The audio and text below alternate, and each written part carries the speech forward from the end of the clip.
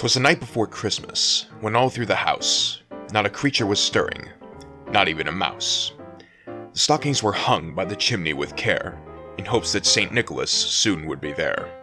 The children were nestled all snug in their beds, while visions of sugar plums danced in their heads. Mama in her kerchief, and I in my cap, had just settled our brains for a long winter's nap. When out on the roof there arose such a clatter, I sprang from my bed to see what was the matter. Away to the window I flew like a flash, tore open the shutter, and threw up the sash.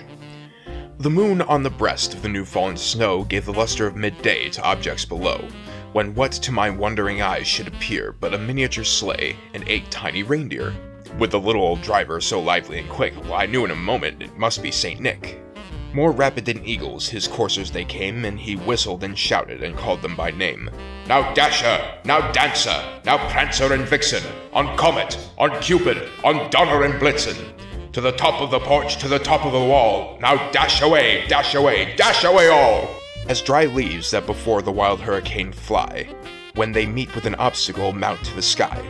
So up to the housetop the coursers they flew, with the sleigh full of toys and St. Nicholas too. And then, in a twinkling, I heard on the roof the prancing and pawing of each little hoof.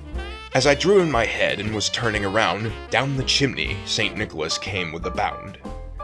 He was dressed all in fur, from his head to his foot, and his clothes were all tarnished with ashes and soot. A bundle of toys he had flung on his back, and he looked like a peddler just opening his pack. His eyes, how they twinkled, his dimples, how merry.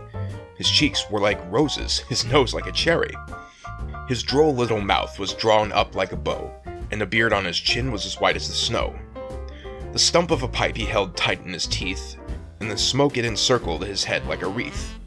He had a broad face and a little round belly that shook when he laughed, like a bowl full of jelly. He was chubby and plump, a right jolly old elf, and I laughed when I saw him in spite of myself. A wink of his eye and a twist of his head soon gave me to know I had nothing to dread. He spoke not a word, but went straight to his work, and filled all the stockings, then turned with a jerk. And laying his finger aside of his nose and giving a nod, up the chimney he rose. He sprang to his sleigh, to his team gave a whistle, and away they all flew, like the down of a thistle. But I heard him exclaim, ere he drove out of sight, "Happy Christmas to all, and to all a good night."